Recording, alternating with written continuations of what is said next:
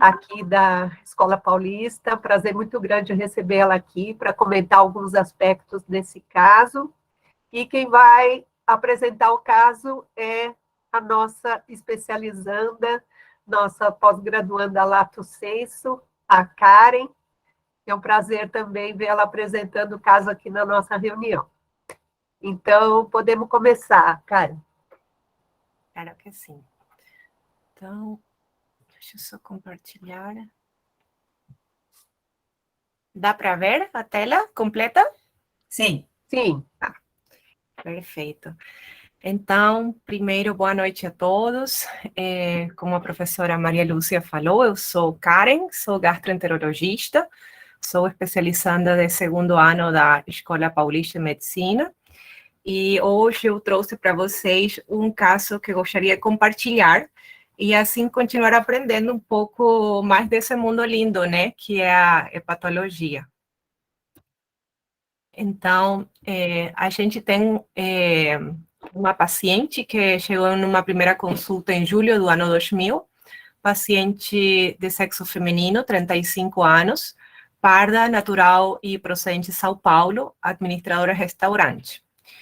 Ela veio com uma encaminhada ao ambulatório de Pato Rim por apresentar HBsAg positivo.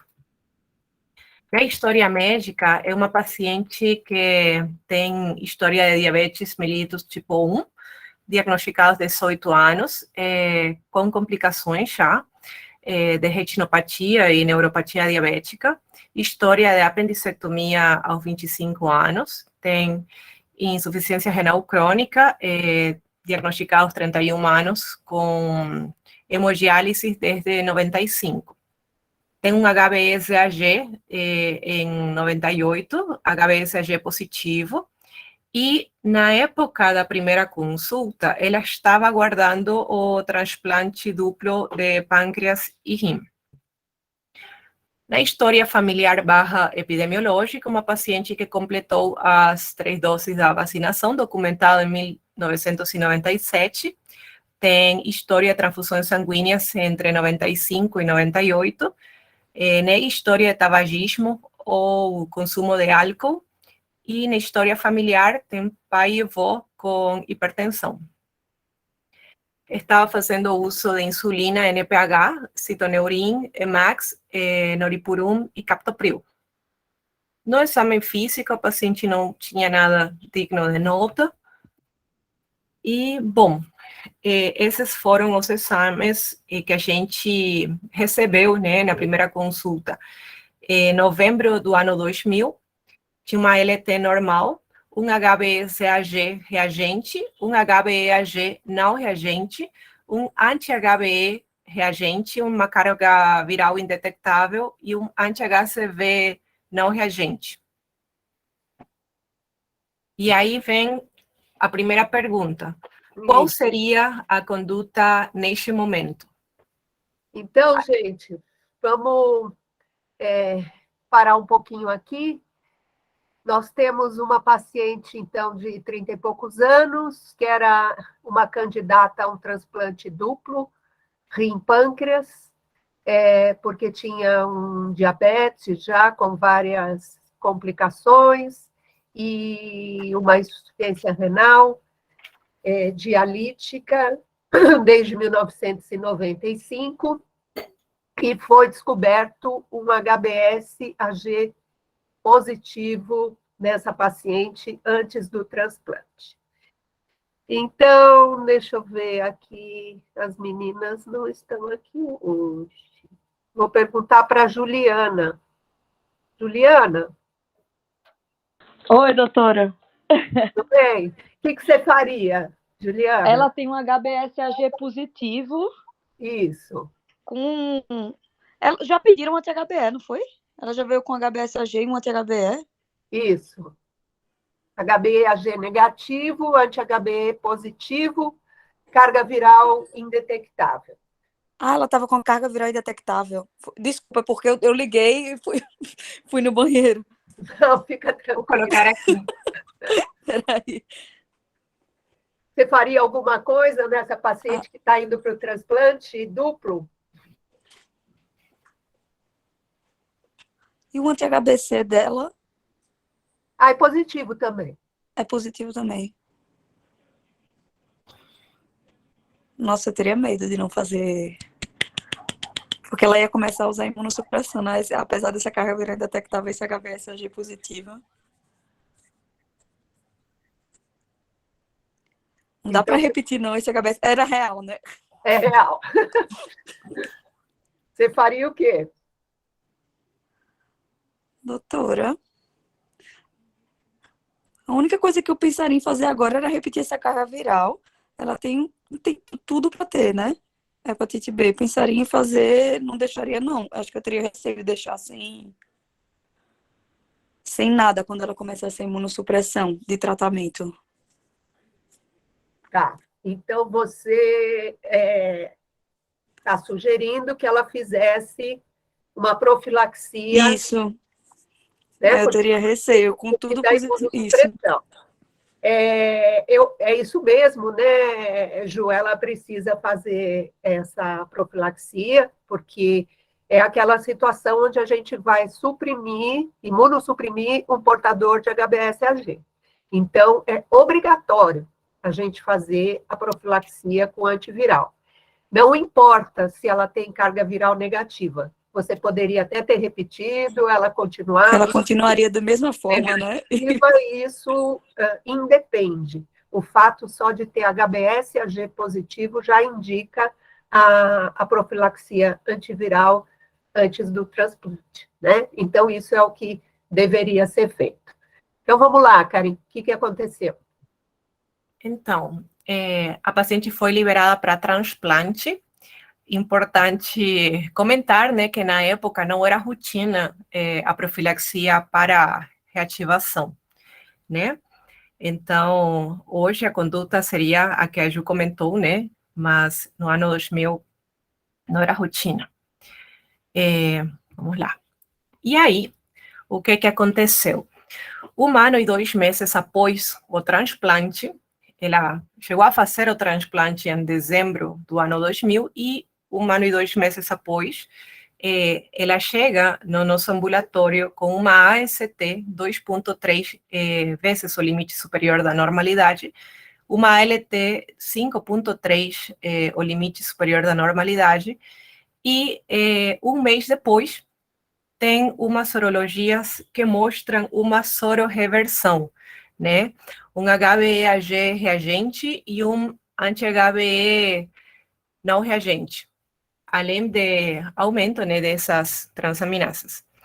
Já para outubro do ano 2002, a paciente mantém essa alteração de transaminasas.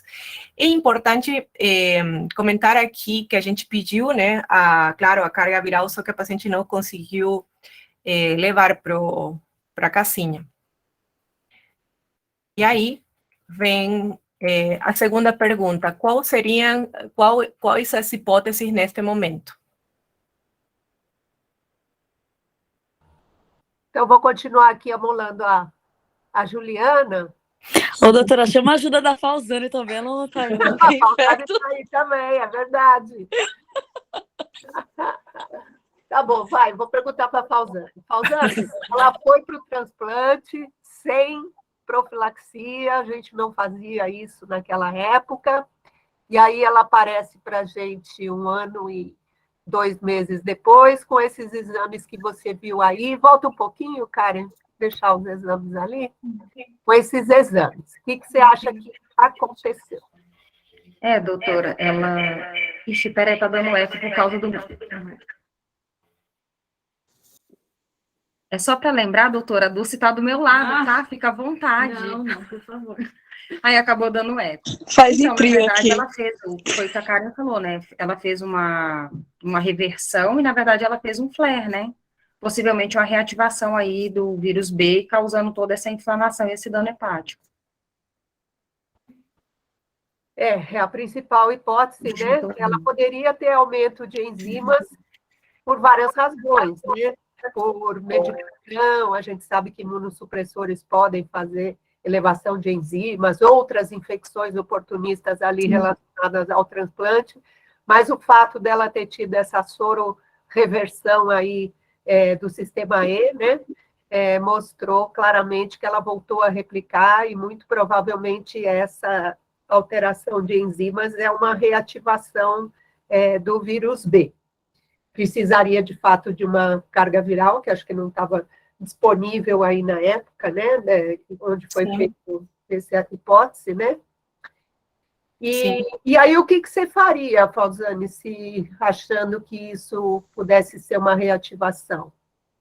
Então, doutora, é importante repetir, até para confirmar a questão do diagnóstico, teria que fazer as outras sorologias, né, citomegalovírus aí, teria que fazer sorologia de hepatite A, apesar do nível das aminotransferases, mas eu acho que o HBV-DNA seria extremamente importante, mas de qualquer forma, ela tem indicação de tratamento, né? O fato dela estar usando imunossupressor, eu acho que possivelmente uma paciente que deve vir com a carga viral já positiva, e eu acho que é uma forte candidata a tratamento. Muito bem. Nós estamos lá agora... além de ter que fazer os demais exames, né, doutora? Eu acho que a rotina dela, a gente não vê uma ultrassonografia, a gente não vê uma alfa-fetoproteína, tem outras coisas aí que estão faltando um pouquinho só para a gente poder fazer toda a avaliação dela, né? Muito bem. É isso aí, a gente teria que ver todas essas coisas, né? Só que nós estamos lá no ano de 2002, então a Karen tem que contar para a gente o que foi feito naquela época, né? Ok, vamos continuar, então. Então, a FA está certa, o diagnóstico é uma reativação, né, de hepatite B pós-transplante. E o que foi feito?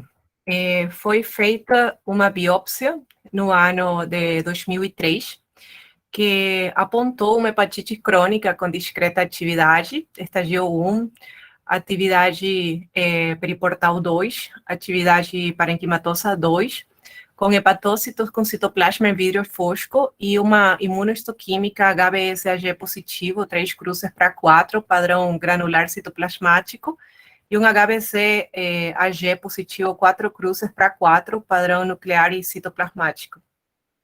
Então, vamos parar um pouquinho aqui. Karen, Sim, eu professor. queria perguntar para... O Gama não está aí, né? O Gama não veio hoje. Alguém discorda de ter feito essa biópsia nesse momento? Queria deixar essa pergunta para vocês. Doutora, eu acho que ela não fez, né, essa outra parte de investigação de outras causas. Se ela tiver feito e fizeram a biópsia, eu acho que... Não sei se tiveram receio de ter alguma coisa a mais, além da hepatite. Provavelmente. A minha humilde opinião é que não seria, talvez, a primeira opção, né? Talvez... Eu acho que fizeram por receio de ser coisas, alguma coisa a mais, né? Talvez. menos invasivas, mas digamos que não está errado também não, doutora. Eu acho que hoje a gente não faria, né? Mas naquela época, para um diagnóstico de reativação, eu nem sei se estava fazendo com facilidade os HBV-DNAs, né? As outras coisas que a gente pesquisou, se deixaram alguma dúvida, mas é desnecessário para um diagnóstico de uma reativação pós-imunossupressão a gente precisar de uma biópsia hepática, né? Então, acho que a gente fez naquela época porque não tinha, assim, muitas ferramentas para caracterizar esse diagnóstico de reativação. E aí, Falzani, você acha que essa hipótese nossa de reativação se confirma com essa biópsia? Você conhece imunohistoquímica de vírus B? É uma coisa meio antiga também, mas... Na verdade, eu não tenho muita experiência, não, doutora, mas eu acredito que sim. Tem a questão do anti-HBC, né, positivo, a questão do vidro fosco aí, mostrando discreta atividade, é uma PP2, AP2, né? Acredito que sim. Eu acho que ela nos ajuda aqui mais por causa do antígeno C no tecido, né? porque antígeno C, a gente sabe, ele não circula, a gente não consegue detectar, tem quantidades muito pequenas em circulação, mas no fígado a gente consegue detectar pela imunohistoquímica, né? Então, esse HBC-AG positivo 4 cruzes no núcleo e no citoplasma dos hepatócitos sugere que tem intensa replicação viral, né? Então, e além disso, tem atividade inflamatória, né? Então, isso nos ajudou aí a confirmar que tinha, de fato, uma reativação do vírus B, e ela, na verdade, já devia estar tomando essas medicações há muito tempo, né? Até antes do transplante. Precisou ela ter essa reativação para se tomar essa conduta. Então, vamos lá, Karen, vamos ver o que aconteceu. Bom, foi aí quando a gente optou, né, por iniciar o tratamento. A gente optou por iniciar o tratamento em 2003, após essa biópsia. Iniciamos tratamento com lamivudina, 100 miligramas dia, e acompanhamos paralelamente, né, a função renal através do clearance. E bom, conforme passou o tempo, as transaminasas melhoraram, né? A princípio ele chegou bem pra gente. Foi? Em setembro de 2004, as transaminasas continuaram normais. Função dela, o que a gente tem, né, bilirrubina, plaquetas, ok. Em maio de 2005, também mantinha transaminasas normais, com um clearance creatinina de 60 e um TAP de 100%. Já para o ano 2006, a paciente se apresenta em maio com transaminasas alteradas. A gente aguarda a carga viral e chega em janeiro de 2007 no céu, mais de 75 milhões.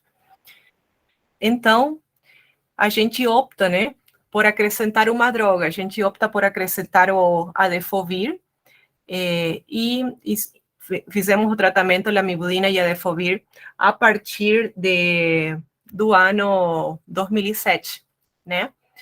E as transaminasas melhoraram e, mais importante, né, a carga viral diminuiu. Já para novembro do ano 2008, a carga viral continuava diminuindo, e em maio de 2009, a carga viral dá uma subida para 405.423. Então, a gente opta por pedir um teste, o teste de genotipagem e de resistência, que apontou um genótipo D, com uma resistência completa à lamivudina, resistência completa a Adefovir, parcial ao entecavir e resistência completa à telbivudina. Então, vamos parar um pouquinho aqui, Karen. Sim, professora. Então, Juliana, viu aí que nós tratamos com o que a gente tinha, né, que era a lamivudina. Aí, volta para trás um pouquinho, Karen, por favor. Prof. Lúcia, nessa época não tinha Entecavir, não? Nessa época de 2002, não? Não tinha, não Ah, tinha. não? Só se tinha lamivudina na época, era? Só lamivudina. Então, a gente foi se virando com a lamivudina, ela foi bem... Volta mais um. Ela, no início da lamivudina, ela foi muito bem, né? Normalizou as enzimas, estava tudo bem, aí, passando o próximo, ela apresenta a primeira alteração e vai para 75 milhões de carga viral. Então, o que você acha que aconteceu aqui, Ju? Da resistência à lamivudina? Isso, uma resistência à lamivudina, né? Que é uma coisa comum, chega até 75% dos casos com 3 anos de uso, então ela é uma droga ruim mesmo, né? Por isso é que acabou saindo da prescrição para hepatite B, induzia muita resistência, e aí o que a gente tinha na época era associar o Adefovir. que era um análogo nucleotídeo que controlava muitas vezes essa resistência, essa viremia alta. Foi o que a gente fez, ela normalizou de novo, baixou a carga viral ali até 61 mil, mas aí ela volta a elevar a carga viral. Então, nesse momento aqui, sugeriu que ela fez uma resistência também ao Adefovir, né? E para comprovar isso, a gente fez esse painel de resistência e já mostrando, né? Completa a lamivudina, completa o Adefovir e parcial ao entecavir.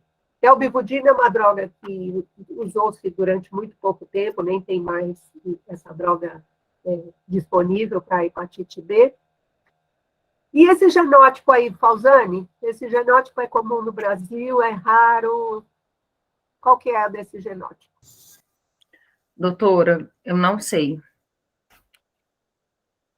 Alguém quer ajudar? Alguém tem essa informação? Deixa eu ver o que você lembra.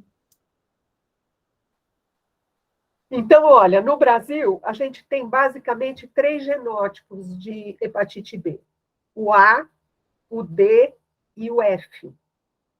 O F é pouquinho que a gente tem, é menos de 10% dos casos, e é justamente mais comum na região norte. Então, é possível, Falzani, que você tenha bastante genótipo F aí pela sua região. E os outros 2 são bem mais frequentes, o A e o D. De diferenças, assim, mais relevantes que tem, é que o A é bastante responsivo à terapia com interferon, e o D muito pouco responsivo à terapia com interferon. Nem vale a pena tentar nos casos que tem indicação, se for D, em geral não responde bem a interferon. E tem algumas outras diferenças em relação a carcinoma hepatocelular, essas coisas. Mas é um genótipo esperado para a gente aqui no Brasil, né? Então, vamos ver o que aconteceu. Estávamos lá com uma resistência já à lamivudina e a Adefovir. Pois é. Agora, a pergunta é, qual seria a conduta neste momento? E que nós podemos dar para ela, Juliana? Tenofovir, né? Tenofovir, porque apareceu uma resistência parcial lá ao entecavir, né? Então, apesar de ser uma paciente com problema renal, né? Que a gente não gosta de usar tenofovir por causa da toxicidade, a gente deu tenofovir. Então, vamos lá, Karen. Foi isso que aconteceu. Em 2010, a gente começou o tenofovir, né? E a carga viral baixou, a gente continuou acompanhando, né, com a função renal. Já para maio de 2011, a gente tinha uma carga viral indetectável com um clearance creatinina de 47 ml por minuto. Em maio de 2012 se manteve a carga viral indetectável e em janeiro de 2013 a paciente tinha uma carga viral mínima. Então, deixa eu perguntar para a Ita. Ita, essa carga viral, essa taxa de filtração glomerular, ela foi progressivamente aí diminuindo um pouco, né? Você se preocupa com isso? Como é que você interpreta?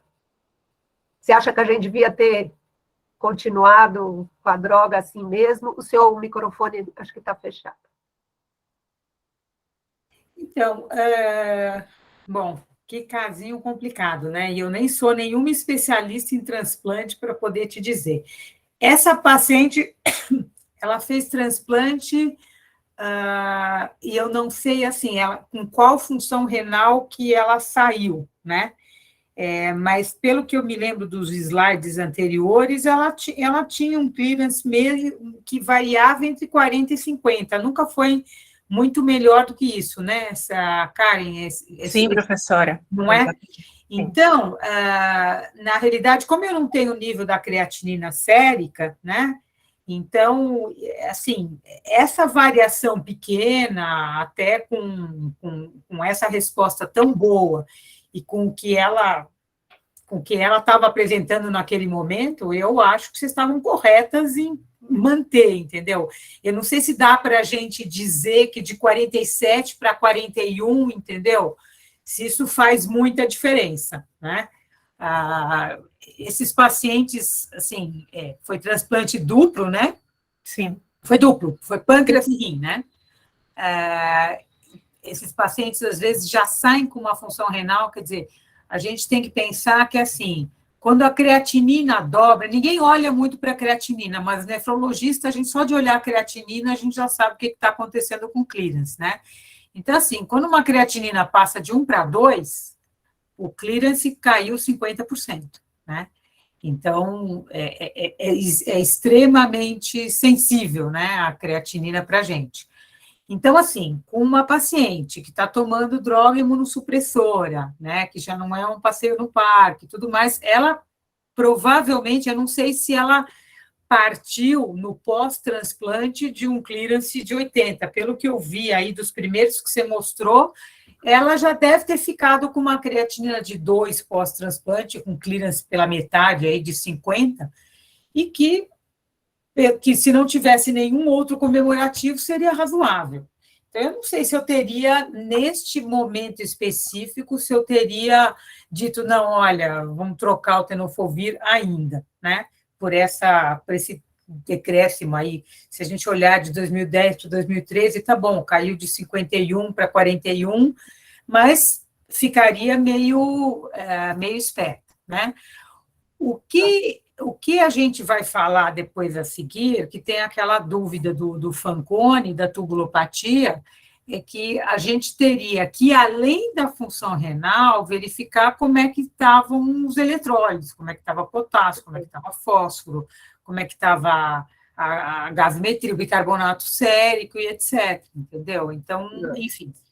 Nesse momento, não deixa de ser um alerta, mas eu não sei se, diante de todo o cenário e das poucas possibilidades que vocês tinham, se eu teria feito diferente, entendeu? E a gente tem que lembrar que, assim, dependendo do esquema imunossupressor que ela estava tomando, a gente tem drogas nefrotóxicas do próprio transplante também, né? Então, isso na verdade, soma também, né? A perda de função renal do enxerto, né? Digamos assim.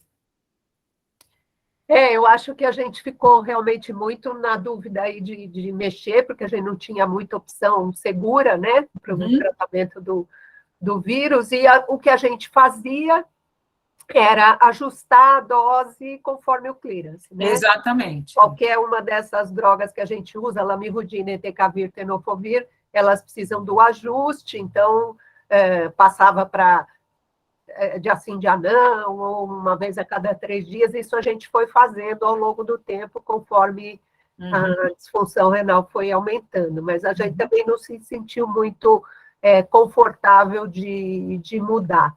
Então, Karen, nós não pusemos aí, mas você lembra ou sabe o esquema imunossupressor que ela fazia nessa época? Acho que nós não... Não, professora. Não, mas eu posso... Não, só se você tivesse fácil. Sim. Vamos só dar uma olhada aqui na minha cola. E eu acho que o clearance... Desculpa, professora, está aqui.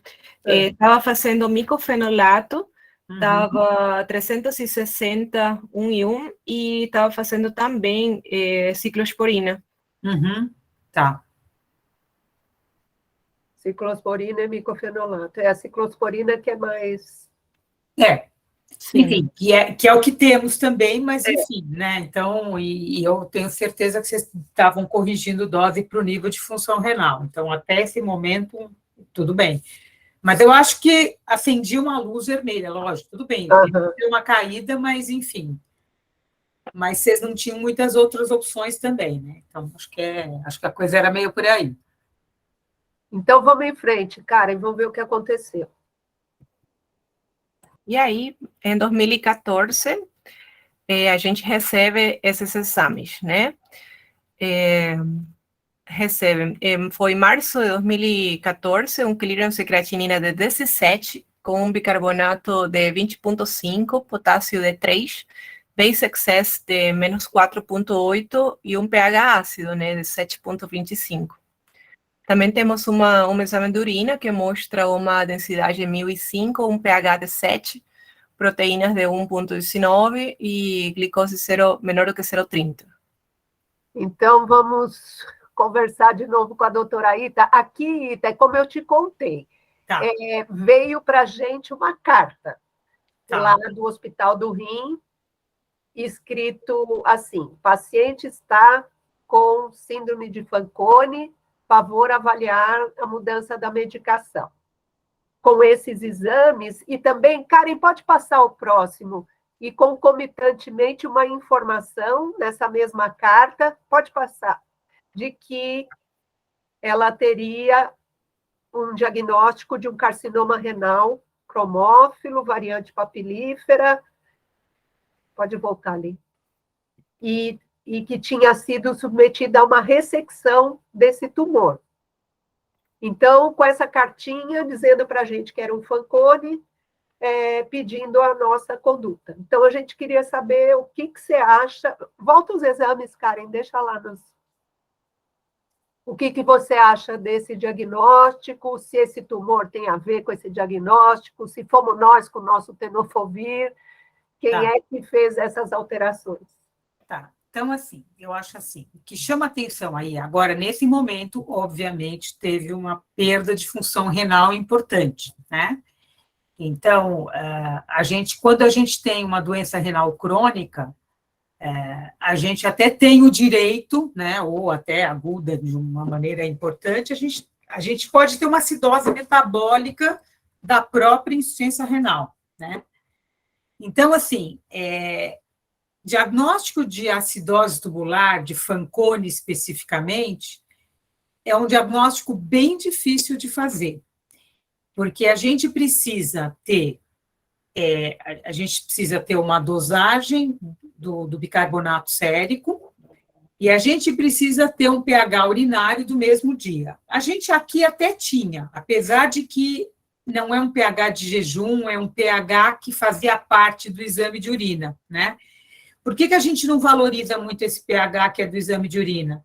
Porque, assim, às vezes aquela urina fica lá na bancada, lá, sei lá, desde de manhã cedo até alguma hora que alguém vai fazer esse pH com fita, que não é o ideal seria com pH-metro, e a urina pode, e pela demora, você pode ter uma alcalinização. Então, quando a gente olha esse exame, isso não é Fanconi, porque a gente tem um bicarbonato baixo, um pH urinário alto. Então, isso, para a gente, é uma urina inapropriadamente alcalina frente a um caso de acidose metabólica. Então, isso é típico de acidose tubular renal do tipo distal. E ele significa para a gente o quê? Quer dizer, se eu me basear exatamente nesse exame e acreditar que esse pH urinário é 7. Então, isso significa que, assim, o indivíduo, ou no caso, a paciente, ela está perdendo base, por isso que a urina está alcalina, e por isso que chama acidose tubular renal. Ela está perdendo base e está entrando em acidose metabólica, tá? Porque a resposta esperada de uma acidose, uma acidose sistêmica, né, é você ter um pH urinário ácido. O rim deveria estar te defendendo deste excesso de ácidos que tem, tá?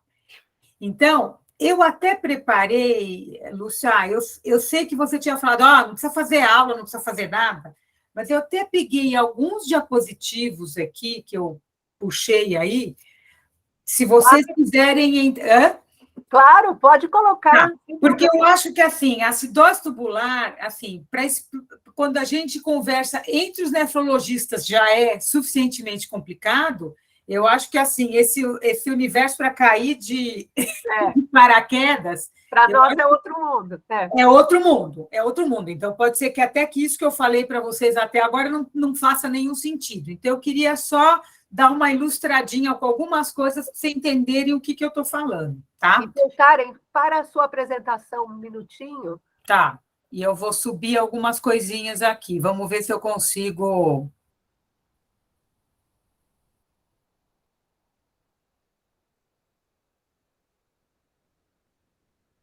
Saiu a sua apresentação? Tá, agora saiu. Tá. Então, vamos lá.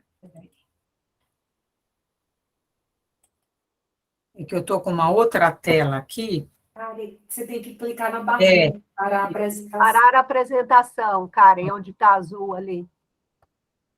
Pronto, já deu certo. Agora vocês conseguem ver? Sim, Sim? sim. Então, tá bom. Então, vamos lá. Então, peraí. Então, assim, ó, só para a gente entender o que é história de acidose tubular renal. Então, como que o rim defende a gente de acidose, né? Então, a gente tem, assim, eu tenho aqui o espaço intersticial, eu tenho a luz tubular, tenho a célula do túbulo proximal, né? Então, normalmente, a gente tem a sódio, potássio, ATPase, que está mantendo o sódio baixo dentro da célula, tá? Então, esse sódio baixo faz com que a gente tenha, assim, um drive para eu reabsorver sódio, né? Então, o sódio que está aqui na luz tubular vai ser reabsorvido e vai ser trocado pelo hidrogênio, tá?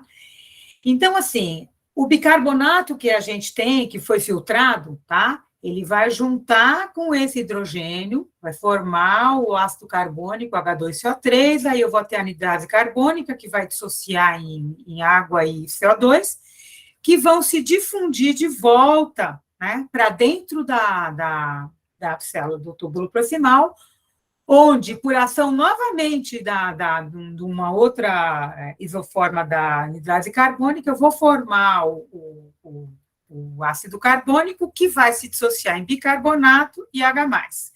Com isso, vai me sobrar um bicarbonato que, na realidade, ele depois ele é reabsorvido aí por esse cotransportador, que é o sódio bicarbonato. Então, na verdade, essa é uma das maneiras que o túbulo proximal reabsorve sódio, por exemplo.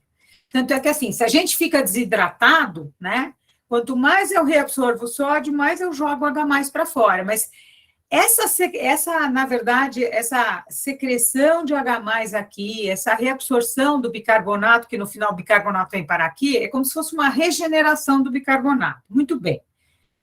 Entendi daí essa figura? Na verdade, assim, é só para a gente entender que, assim, se eu na verdade, não tiver, se eu não reabsorver, se eu tiver um defeito ou da secreção de H+, ou da reabsorção do bicarbonato, eu não vou regenerar o bicarbonato, eu vou perder. Então, eu vou ter bicarbonaturia, por isso que eu vou alcalinizar, teoricamente, a minha urina. Isso pode acontecer. Então, eu vou perder bicarbonato, vou ter uma base lá na urina, e vou entrar em acidose metabólica. Então, isso é um mecanismo. Muito bem. O que acontece? Aí a gente tem, por exemplo, eu posso ter defeitos, porque eu não vou ficar entrando no mérito, eu posso ter defeitos no túbulo proximal, posso ter defeitos no túbulo distal. O Fanconi, especificamente, diz respeito à célula do túbulo proximal. E o Fanconi é uma combinação que aí, assim, ó, eu vou mostrar agora esse outro aqui. Eu mostrei de uma maneira bem geral, então, ó, o sódio baixo aqui, mas eu tenho outros cotransportadores aqui também na luz tubular. Então, eu tenho sódio glicose, eu tenho sódio aminoácidos, eu tenho o NAP2A, que é o transporte que tem no intestino também, mas que a gente tem o 2A no rim, que a gente tem com o transporte de fósforo. Então, assim, se o meu túbulo proximal não funcionar, eu posso perder bicarbonato, tudo bem, eu posso perder fósforo, eu posso perder aminoácidos, eu posso perder glicose. Então, o Fanconi, eu posso perder ácido úrico. O Fanconi é um quadro completo, né? Quando a gente chama de Fanconi, eu estou perdendo tudo isso na urina, tá? Então, é um quadro mais, digamos, né? Como se fosse uma lesão, digamos, um pouco maior. A gente tem causas de acidose. Por que eu falo que eu não vejo muito acidose proximal? Porque as causas mais comuns de origem genética, a gente, assim, quem vê mais é o pessoal da pediatria. E aí, o que sobra são lesões por drogas e tudo mais. Muito bem. Então, aqui, ó. Então, na acidose tubular proximal, para eu chamar de Fanconi, teoricamente, eu teria que ter bicarbonatúria, né? Mesmo que eu não dose bicarbonato na urina, né? Mas tudo bem, eu vou olhar e eu vou entrar depois nesse mérito aí para vocês entenderem melhor. Aí, como eu disse, então você pode perder fosfato, ácido úrico, glicose, aminoácidos e até proteínas de baixo peso molecular, que é um jeito também da gente saber disfunção tubular. A gente pode medir, por exemplo, a RBP, que é a Retinol Binding Protein, que se você tiver uma lesão de túbulo proximal, eu vou ter também a RBP aumentada. Muito bem. Aí, aqui eu trouxe um quadrinho só para a gente ver como a coisa fica complicada quando a gente vai ver que tipo de droga que pode dar este problema. Então, a gente tem as causas genéticas, que nós não estamos pensando em nenhuma delas, tá? Das causas adquiridas, então, o que a gente vai ver? Então, a gente vai ver que o adefovir entra, o tenofovir entra, a lamivudina entraria até as drogas, algumas drogas usadas para anticâncer, por isso que eu até tinha perguntado para a Lúcia se tinha algum tratamento desse carcinoma papilífero, né? Mas, pelo que eu entendi, foi só uma ressecção parcial e eu acho que ela não tinha nenhum tratamento específico com nenhuma dessas drogas, né? E aí a gente tem, quer dizer, a gente tem você vê que o próprio, tem uma lista enorme, né?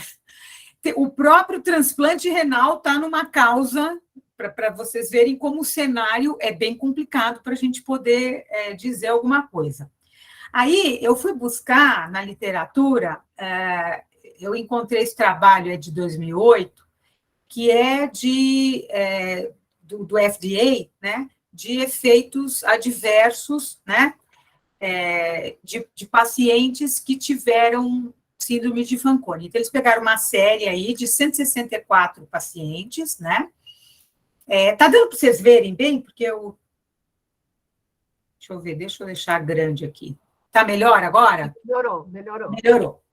Então, assim, ó, de um povo que tinha Fanconi aí, 83% tinham recebido tenofovir, né? Especificamente 74% com ritonavir, né? Depois, 43% tinha esse didanosine. Vocês conhecem mais esses nomes de droga do que eu, tá? E aí tinha algumas combinações, e essas combinações, eles falam que, assim, aumenta a chance de você ter um Fanconi, e assim, se você tiver uma perda de função renal prévia, então, assim, você vê, ela já não partiu de um clearance maravilhoso, né? Então, isso tudo vai aumentando a razão de toxicidade. De qualquer maneira, eles comentam que, assim, isso era a maior, assim, a maior parte deve ser paciente com AIDS, eu não sei se tinha hepatite B misturado no meio, né? 46% eram hospitalizados. O grande problema do Fanconi desses pacientes é assim, se você perder fósforo e fizer hipofosfatemia muito importante, você pode ter fraturas ósseas. Então, você imagina um indivíduo que já é renal crônico, que já vem com uma doença mineral óssea que traz lá da época da diálise. Então, o ponto, assim, um ponto bem importante para olhar é fósforo sérico. E, assim, eu até pedi, depois eu vou pedir para o Leonardo falar alguma coisa, mas, assim, o Leonardo tentou olhar lá no Hospital do Rim, a gente não achou no prontuário dessa paciente fósforo sérico, assim, baixo. A gente não conseguiu encontrar, porque isso ajudaria a gente nesse diagnóstico, né? Então, assim, ó, nessa série aí da literatura, o Fanconi foi causa de morte só em 2%, né? E aí eles até comentam que a única coisa é que se tiver paciente tomando todas essas drogas, você tem que monitorar para nefrotoxicidade, mas que na verdade, você não vai ter uma complicação muito severa, especificamente falando do Fanconi, tá? Agora, dito isso, tá? Na realidade, o tenofovir especificamente, olha, tudo isso eu devo graças a vocês, que eu fui fazer essa revisão por conta deste convite, porque... Então, assim, é como se fosse uma mitocondriopatia tubular, entendeu? Porque, na realidade, aí parece que a droga intoxica todos esses transportadores aí, e aí você vê que, assim, você pode ter vários tipos de síndromes renais, então não precisamos ficar focados só no Fanconi, né? Então, você pode ter uma lesão tubular aguda, né? Como eu não tenho exatamente, por exemplo, como que estava a creatinina na semana anterior, ela tanto pode ter vindo perdendo função renal ao longo do tempo, quanto ela pode ter, de repente, de uma hora para outra, ter feito uma insuficiência renal aguda se eu olhasse só esse dado isolado, né? Pode fazer uma nefrite intersticial, né? A gente conhece também as causas de nefropatia por indinavir, etc. Você vê que o Fanconi está aí no meio e está relacionado com o tenofovir mesmo, né? E aí, outras causas que tem aqui, muito bem. Aí, isso aqui é um trabalho que saiu no Lancet, que, assim, qual que seria uma possibilidade, que isso depois vocês vão falar depois, que parece que a nefrotoxicidade, ela está relacionada ao sal, né? Então, parece que o sal, na realidade... Então, ó, você veja que nesse trabalho aqui, eles viram... os pacientes tinham... então, tem eu esqueci o nome agora do outro sal, é alanina, como é que é? Esqueci o nome aqui. Você lembra que eu até te mandei, Luciana? Deixa eu ver aqui que eu já falo, peraí. Tenofovir alafenamida. Isso, exatamente, né? Então, na realidade, o pior é o disoproxil fumarato mesmo, né? Então, em rosa, vocês estão vendo que é assim, o fumarato, então você tem, na verdade, você tem mais proteinúria, né? Você tem mais essa RBP, que é justamente o marcador de injúria para o túbulo proximal, tá? Tanto o retinol binding protein quanto a beta-2 microglobulina. Então, eu estou falando meio fim do filme, mas uma possibilidade é a troca do sal, tá? Muito bem. Aí, agora, o que eu queria comentar com vocês? Por conta daquele slide que a Karen mostrou, que eu estou com pH urinário alcalino e estou com uma acidose metabólica, sei lá, uma acidose, um bicarbonato de 20. Então, em geral, tanto a proximal quanto a distal, geralmente elas são hipocalêmicas, e o potássio que a Karen mostrou era 3, né, Karen? Se não me engano, era um potássio baixo. Muito bem. Então, é assim, ó, quando você tem uma acidose, que normalmente é hiperclorêmica, né, com potássio baixo, tá? Então, nós vamos para o lado de cá. Eu vou lá olhar o pH urinário, tá? Então, o que acontece? Se eu tiver um pH urinário maior do que 5,5, e aí no caso dessa paciente ela tinha 7, né? Eu vou pensar numa TR distal, tá? Que não é Fanconi, então é uma coisa lá do tubo distal, ele não está conseguindo absorver, está fazendo... Então, e eu vou ter uma bicarbonatura não tão grande. Qual que é o problema do túbulo proximal? O túbulo proximal, ele é responsável por 85% da reabsorção do bicarbonato. Então, você imagina o seguinte, se eu tiver um bicarbonato sérico de 25, eu preciso reabsorver 85% dessa carga filtrada, digamos assim. Quando eu tenho uma queda, tá? Eu estou com uma acidose metabólica, sei lá, no caso dessa paciente é 20, mas se tiver 18, eu posso perder tanto bicarbonato, né, que, na realidade, tem um reset aí nesse momento, tá? Então, o que acontece? O túbulo não conseguia reabsorver 85% de um bicarbonato de 25, mas quando ele cai para 18, dá para reabsorver. Então, o que acontece nesse momento? O bicarbonato volta a ficar o pH urinário volta a ficar ácido. Então, ele parece até uma acidose sistêmica qualquer, igual uma cetoacidose, qualquer coisa. E aí, o que eu tenho que fazer? Eu tenho que dar base, para mim, fazer o diagnóstico, e por isso que esse diagnóstico é sempre complicado para a gente, porque eu tenho que pegar naquela hora que o paciente está com aquela acidose, eu tenho que dar um pouquinho de bicarbonato, eu tenho que tentar corrigir um pouquinho da acidose e ver que ele tem um limiar mais baixo para perder bicarbonato. Eu não sei se eu fui clara com isso. Mas essa é uma diferença que a gente faz entre o diagnóstico da proximal e o diagnóstico da distal. Não sei se eu consegui me explicar direitinho. Essa figura talvez resume o que eu estou falando para vocês. Então, olha só. Na distal, tá? O meu bicarbonato pode ir caindo, o pH urinário sempre vai ficar alcalino, tá? Na proximal, quando eu tiver uma acidose muito profunda, o pH urinário vai voltar a ficar ácido. Então, eu tenho que fazer o caminho inverso para falar, não, olha, ele tem um limiar mais baixo para perder bicarbonato e está perdendo no meio do caminho. Então, assim, olha, acidose renal tubular proximal, Fanconi, não é um diagnóstico muito fácil. Então, assim, eu não sei o que eles tinham lá quando eles mandaram aquela cartinha que pudesse, né? E aí, isso aqui é o que eu estou comentando com vocês, é o tal do loading test. Eu acho que agora também não preciso, eu vou até parar a minha apresentação, porque, deixa eu, peraí, que já falei muito aqui, é mais para a gente poder conversar e voltar para o caso, tá? Se você quiser mostrar lá agora, Karen, ir para frente, mas assim, a dúvida que eu fiquei foi porque eu não consegui achar nenhum fósforo.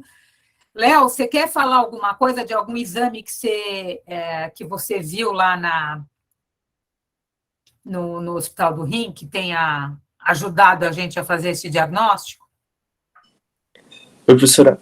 Então, eu pesquisei o prontuário da paciente, principalmente no ano de 2014, e de fevereiro a abril, que foi o período que ela teve internada, e logo depois, eu acho que uns 5, 6 dias depois, ela chegou no ambulatório com a cartinha da gente. Não tinha nem descrição de uma possível suspeita de Fanconi nas evoluções, e nos exames também nada de muito chamativo. E os exames eram bem espaçados, tinha um fósforo, aí depois tinha uma gasometria 3 dias depois, não parecia uma investigação de Fanconi per si. Então, não sei não consegui entender como eles chegaram a esse diagnóstico. A impressão que eu tenho é que foi uma combinação, Lúcia, assim, a possibilidade de ser um Fanconi era grande, entendeu? Pelo esperado pelo uso da droga, mas, assim, tem uma combinação aí que, mesmo que não seja por um acometimento específico do túbulo proximal, tem uma nefrotoxicidade aí, porque a gente tem aí uma queda aí, neste momento a gente tem uma queda do clearance de creatinina importante, então perdeu função renal. Só por isso já teria que realmente pensar no que fazer em relação à droga. Então, acho que ficou uma coisa meio assim, mas enfim, mas é só para ter esse conceito que, assim, a gente, para dizer que é Fanconi, geralmente tem história do fósforo, tem história de fratura, tem associação, por exemplo, um exemplo que a gente vê de Fanconi, assim, adquirido, assim, é, por exemplo, o mieloma, tá? Mas, assim, o fato dela ter o carcinoma papilífero, eu até fui fazer uma busca, eu acho até que o Léo encontrou, acho que o Léo encontrou algum relato de caso com mieloma, foi, Léo? Na verdade, professora, foi com a amiloidose. Foi com a amiloidose.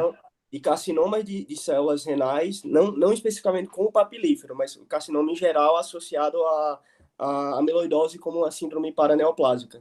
Isso, porque a amiloidose causando a disfunção tubular. Exato, exatamente. Então, na realidade, eu acho assim, deve ter sido esse tumor, eu acho que foi descoberto, talvez, assim, por imagem, eu nem sei o que levou eles a fazer a imagem do rim transplantado, né?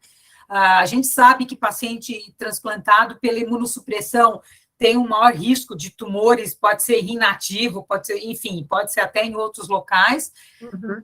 E, normalmente, quando a gente pensa em tumor, a gente pensa mais em síndrome paraneoplásica e a gente pensa mais em proteinúria.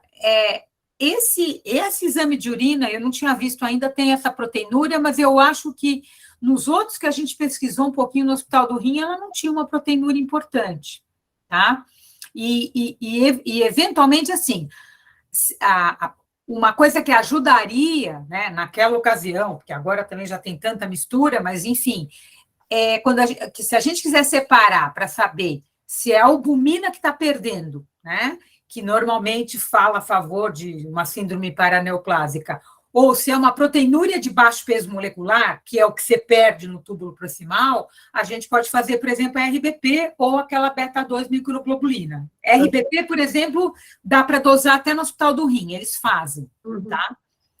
Então, enfim, acho que é isso. Não sei se consegui... Não, acho que ficou bem claro, né, que é um diagnóstico que a gente não conseguiu encontrar aqui os elementos que teria que ter, e eu acho que você fez a gente entender o que teria que ter para a gente falar. Exatamente. Você, né?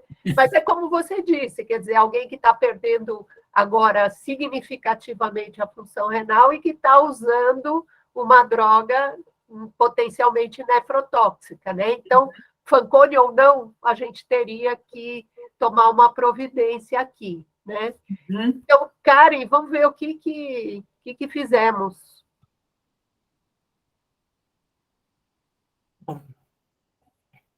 Continuando, diante desses acontecimentos, a gente optou, né, por iniciar o Entecavir. A gente, apesar da história, né, da resistência parcial, optamos por iniciar o Entecavir numa dose de 0,1 miligramas dia corrigido, né, e já para 23 de setembro de 2014,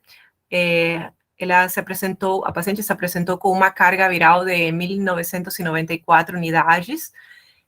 A gente foi ajustando a dosagem desse Entecavir para 1 miligrama dia corrigido. E já para novembro de 2016, essa carga viral foi diminuindo, né? A última carga viral que a gente tinha, né, em 2017 foi de março, com 143 unidades. Só para ressaltar aqui, essa mudança de dose que a gente fez é porque o Entecavir, quando você tem resistência prévia à lamivudina, tem que usar o dobro da dose habitual, né? Então, aí que a gente passou para 1 miligrama e aí a carga viral veio descendo. Pode ir? Tudo bem. Então, já para 2018, a gente tinha transaminasas normais, uma carga viral de 355. Em agosto de 2019, mantinha transaminasas normais de uma carga viral mínima. Em abril de 2020, não temos documentado a carga viral, temos só as transaminasas que estavam normais e um clearance 31. Já para 2021, temos alteração da ALT e temos uma carga viral que foi para o céu, né? 41 milhões e 300 mil unidades. Então, foi quando a gente opta, né, por suspender esse Entecavir e iniciar gradativamente esse tenofovir. Inicialmente, começamos com uma vez por semana e fomos ajustando conforme passou o tempo, né? Já para maio de 2021, a paciente estava com 66.436 unidades. Ajustamos o tenofovir para 3 vezes por semana. Aqui, né, foi uma morte anunciada, né? Porque a gente já sabia que ela tinha uma resistência parcial ao Entecavir, né? Demos o Entecavir, segurou aí alguns anos, mas a resistência se desenvolveu, né? E a carga viral foi lá em cima, e aí não tinha jeito mesmo. Em 2021 a gente não tinha opção, tivemos que voltar para o tenofovir, a despeito de tudo que aconteceu antes, tateando a dose. E aí vamos em frente, Karen. Bom, já esse ano, em janeiro de 2022, a paciente chega com transaminasas normais e para maio temos uma carga viral não detectável, né? Em fevereiro, a gente fez, né, o pedido do tenofovir alafenamida e estamos aguardando a liberação. A próxima consulta da paciente é daqui a pouco, né? 2 de agosto, e estamos esperando a nova droga, né? Bom, faz um resumo, então. Mas ela respondeu bem, né, Lúcia? Porque ela tomou só o tenofovir em doses não diárias, como você fez, né? Mas ela respondeu bem, né? Respondeu mesmo um TAF, né? bem. Negativou. Na verdade, ela tem direito a tomar o TAF agora, né? Com a novas normas da Anvisa, né? Ela tem direito a tomar o TAF, né? Muito bom. Isso. Legal. Bom, nesse slide, a gente quis resumir, né, tudo o que aconteceu com a nossa paciente. Então, temos, no ano 2000, um HBsAg positivo, com um HBsAg não reagente. Em dezembro do ano 2000, ela é submetida a um transplante duplo pâncreas-rim. Em 2002, a paciente faz uma sororreversão para HBsAg positivo. Em 2003, ela é submetida a uma biópsia, apresentando um E1 APP2 AP2. Ela inicia tratamento com lamivudina em 2003. Em 2007, foi acrescentado o adefovir à lamivudina por conta da resistência à lamivudina. Em 2010, a gente teve que entrar com tenofovir, né, pela resistência à lamivudina e adefovir. Já para março de 2014, o paciente se apresenta com esse relato de carcinoma renal, né, e esse Fanconi interrogado, né, e, portanto, optamos por entrar com entecavir. Para 2021, por conta dessa resistência ao entecavir, optamos por reintroduzir o tenofovir e atualmente estamos à espera do TAF, né? Então, é isso aqui que a gente quis mostrar para vocês. A história da hepatite B, né? O tratamento, são 22 anos aí de acompanhamento, ela passou por todas as drogas e todas as complicações, e é um caso super interessante por conta disso, né? Então, eu queria só, assim, finalizar mostrando para vocês essa questão do tenofovir alafenamida, né? Como a Ita já tinha comentado, certamente é uma droga muito melhor para ela, né? Porque ela tem ali um rim transplantado, que não é 100%, que tem já lá uma taxa de filtração comprometida, já fez problema com o tenofovir, e agora a gente tem essa opção. Então, o tenofovir alafenamida, ele é só um sal um pouco diferente, no sentido da meia-vida que ele consegue manter aqui no plasma, né? Então, quando a gente usava o fumarato de tenofovir, a gente tem que dar 300 miligramas, ele tem uma meia-vida muito curta, então a gente acaba tendo pouco tenofovir aqui atuando na célula hepática, e acaba tendo muito metabólito que vai fazer essa injúria na célula tubular renal, né? Quando a gente troca para o tenofovir alafenamida, ele tem uma meia-vida bem maior no plasma, então a gente consegue dar uma dose muito menor, de 25 miligramas, e com isso a gente expõe muito menos esse tenofovir na célula tubular renal.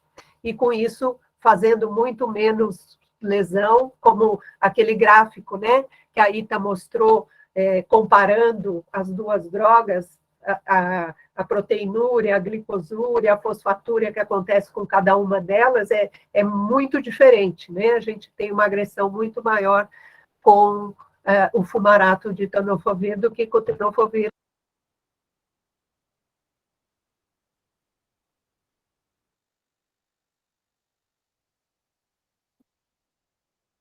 Pode passar, Karen, para mim. Você estava ouvindo? O meu microfone agora fechou. Não. Gente! As últimas frases só, doutora, que não deu para ouvir. Ah, tá bom, acho que eu mexi sem querer aqui no microfone.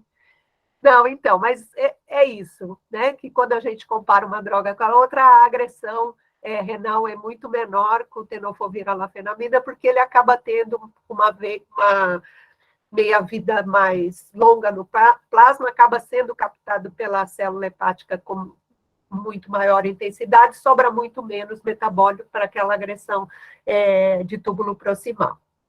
Então, para indicar o TAF, a Conitec aprovou, o governo aprovou, já está aprovado no SUS, só que ele tem uma limitação bastante grande para o uso, né? Para vocês terem uma ideia, a gente imagina que a gente precise tratar 200 mil pessoas no Brasil com tratamentos de hepatite B. Foram comprados 3 mil tratamentos para 3 mil pessoas. Então, do tenofovir alafenamida, que é uma droga mais cara, né? Então se restringiu muito o uso. Então, tem indicações muito precisas. Então, a primeira pergunta que a gente deve fazer é se o paciente teve uso prévio de lamivudina. Se ele não teve uso prévio de lamivudina, não adianta nem pedir, porque não dá para prescrever, não é nesta situação. Agora, e por quê? Porque aqui você pode usar entecavir numa boa, o entecavir também não faz disfunção renal, já está lá no nosso PCDT, então, nesse caso aqui, vai usar entecavir. Agora, se a pessoa teve uso prévio de lamivudina, então aí eu posso ver se essa pessoa tem indicações de usar o TAF. E quais seriam essas indicações? Pode passar. Seriam ou o paciente é cirrótico, então ele teve uso prévio de lamivudina e ele é cirrótico, eu posso prescrever TAF. Ou ele tem uma alteração renal, pelo menos uma dessa, e aqui é tudo ou, né? Clearance de creatinina menor que 60, microalbuminúria ou proteinúria persistente, fosfato sérico menor que 2,5, né? Lembram lá que a Ita comentou que o fosfato sérico seria um bom exame para avaliar a disfunção tubular proximal, né? Redução da taxa de filtração glomerular maior que 25% após o início do tratamento. Uso de... Ai, não estou enxergando aqui. Uso de imunossupressores, de terapia imunossupressora. Então, o paciente transplantado, né, que fez uso prévio de lamivudina, mesmo que ele esteja com rim bom, nesse caso você pode prescrever, né? E alterações ósseas também, pelo menos uma delas. Osteoporose, história de fratura patológica, uso crônico de corticoterapia, o score de fratura elevado. Então, nessas situações, a gente pode solicitar para a farmácia de alto custo o tenofovir alafenamida, 25 miligramas por dia, e aí o uso é indefinido, né, que nem os outros antivirais. E só algumas limitações, pode passar, Karen? Bom, primeiro, não precisa ajuste de dose na doença renal, né? Então, a gente faz ajuste com todas essas outras drogas, no TAF não precisa. Pode ser usado em hemodializados, mas não pode usar se a taxa de filtração for inferior a 15 e o paciente ainda não estiver em diálise, porque aí pode ter uma agressão renal maior. Não pode usar em cirrótico Child B ou C, e é importante verificar naquele aplicativo lá de interações medicamentosas as interações possíveis, porque também já tivemos caso lá no ambulatório que a gente acabou não prescrevendo por conta de interações medicamentosas. Então, essas são as coisas que tem sobre a prescrição do TAF para os pacientes que têm alguma indicação. Então, eu acho que é isso, gente. Vocês querem fazer alguma pergunta para a doutora Aita, para a Karen sobre o caso? Está tudo entendido? Juliana, deu para entender tudo? Cadê Juliana? Juliana foi jantar. Veja bem, sempre nos surpreendendo, né, prof. Lúcia? Pausane, deu para entender tudo? Você tem alguma pergunta? Ela permanece HbAg reagente? Não, né, Karen? Acho que ela negativou esse HbAg. Sim, ela negativou. Negativou, né? Uhum. Negativou. Voltou a soroconverter o sistema E. Uhum. E agora está sem replicação viral e com rim bom. Então, Eu acho que agora que eu já converti vocês a nefrologistas, então acho que vocês deviam fazer o trabalho que os nefrologistas não fizeram.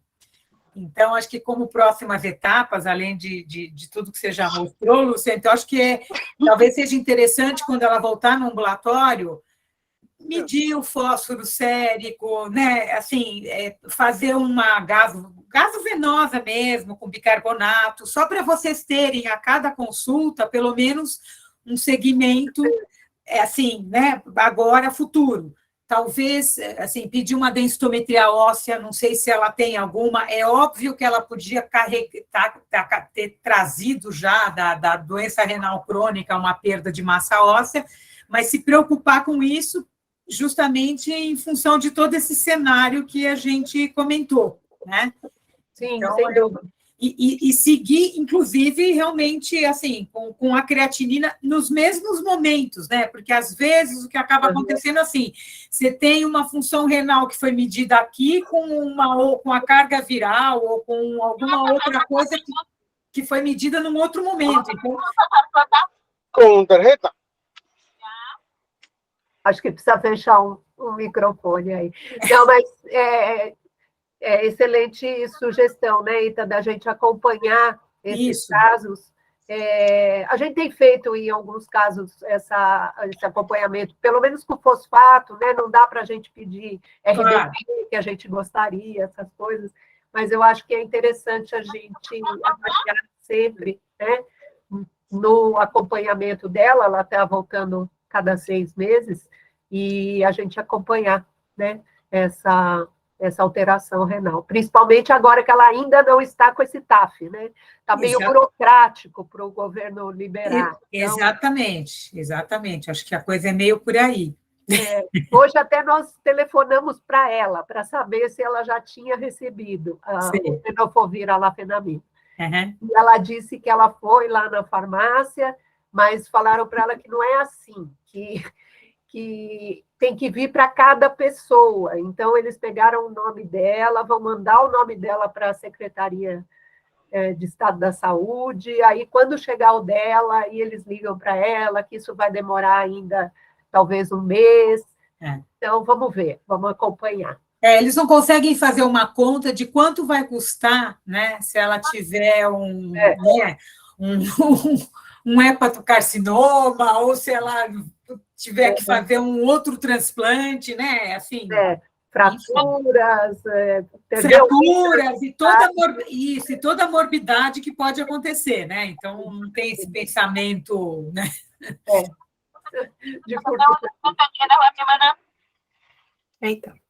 Então, tá bom, gente. Então, muito obrigada, Karen. Muito obrigada, Ita. Obrigada pela atenção de todo mundo. Vamos jantar.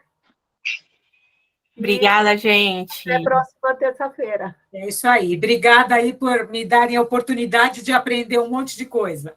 Obrigada, professora. Também. Obrigada, professora Maria. Boa noite. Tchau, boa noite. Tchau, tchau. Tchau.